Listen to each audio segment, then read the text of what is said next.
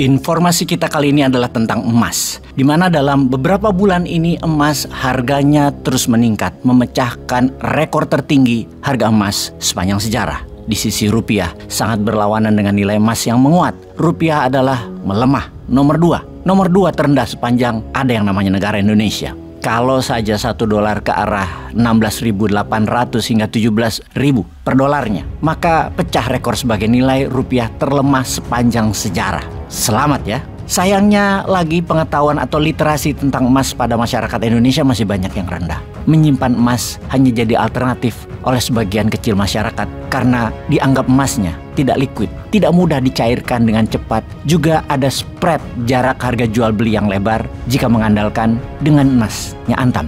Hal ini sesungguhnya harus didisrupt. Namun kita belum bicarakan disrupsi emas agar menjadi liquid dan mudah diperjualbelikan. Nanti kita bicarakan di tempat yang lain. Sekarang kita ke harga emas yang mendekati harga 1,4 juta per gramnya. Sudah di harga 1,3 juta saat ini per gramnya. Dalam setahun ini harga emas sudah naik 17%. Bahkan dalam tahun 2024 ini saja harga emas sudah meningkat 7%. Apa yang menyebabkan harga emas meningkat tajam dalam tahun 2024 ini? Kita tahu semua hukum pasar, yaitu demand dan supply. Kalau demand meningkat, supply tetap, maka harga meningkat. Kalau demand naik, supply langka, maka harga naik sangat tajam. Inilah yang terjadi pada emas, karena hampir semua bank sentral di negara berdaulat memborong emas sejak awal tahun 2024. Seperti Bank Singapura, Bank India, Bank Tiongkok, Bank Polandia, Bank Rusia, dan banyak lagi bank sentral yang membeli emas dan dijadikan reserve atau cadangan devisa negara mereka. Kita awali dengan informasi atas Bank of China atau PBC,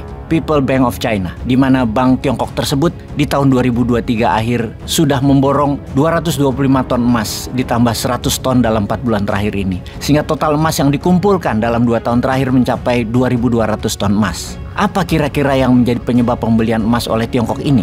Diduga ketegangan geopolitik dunia di Eropa dan di Timur Tengah. Perkiraan kedua adalah ketidakpercayaan akan dolar, juga rendahnya trust kepada pemerintah Amerika oleh pihak negara non-sekutu. Tiongkok sangat waspada atas diperlakukannya aset dolar seperti terjadi pada kamrat Tiongkok, yaitu Rusia. Dibekukan aset milik Rusia di seluruh dunia di negara-negara yang di bawah pengaruh Amerika. Nilai aset Rusia dalam dolar tersebut lebih kurang 300 billion dolar yang dibekukan. Karena itu Tiongkok harus waspada. Kejadian serupa bisa dilakukan oleh Amerika setiap saat kepada Tiongkok. Bayangkan, devisa Rusia atau foreign reserve Rusia ditahan di berbagai institusi keuangan barat atas perintah Amerika. Ini sangat mengganggu finansial Rusia di awalnya. Namun Rusia masih punya minyak bumi dan gas alam untuk menekan Eropa dan dunia. Sementara Tiongkok punyanya manufaktur bahan jadi yang gampang dikendalikan. Untuk itu, Tiongkok lebih aman memborong emas. Tiongkok sudah melihat gejala-gejala apa yang dilakukan oleh Amerika dalam beberapa tindakannya ke depan.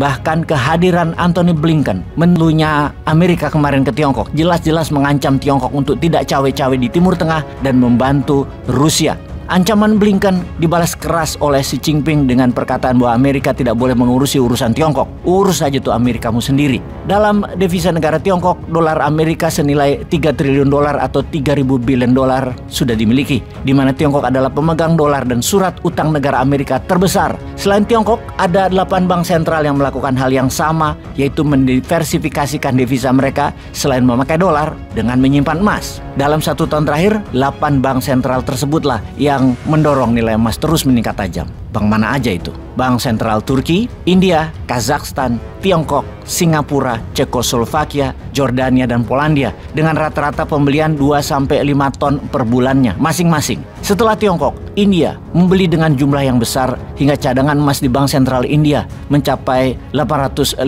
ton atau senilai 50 billion dolar. Cadangan devisa India mencapai 700 billion dolar dalam cash. Secara jumlah cadangan emas dibandingkan dolar masih banyakkan dolar. Namun India berencana hingga 30% cadangan devisanya adalah emas. Demikian juga Tiongkok akan membuat cadangan emasnya mendekati 30% bahkan 40% dari devisa dolar mereka. Dari kedua negara tersebut masih terlihat akan terus memborong emas yang ada di pasaran dunia. Strategi memperbanyak macam devisa adalah merupakan strategi memperkecil resiko agar tidak terlalu bergantung kepada dolar Amerika. Kita ke tanah air sekarang. Cadangan emas di Bank Indonesia hanya 80 ton dengan cadangan devisa dolar sejumlah 140 billion dolar, alias emas kita hanya 3% saja dari devisa dolar. Ada baiknya cadangan devisa sama dengan India lah, naik 5 kali lipat dari sekarang, dan emas kita naik 20 kali lipat dari stok yang ada sekarang. Sekarang saya bertanya kepada sahabat semua, apakah Anda akan melakukan hal yang sama di mana aset Anda, berapapun jumlahnya, mengapa tidak 30%-nya berupa emas? Yuk beli dan simpan emas sahabat semua. Peace.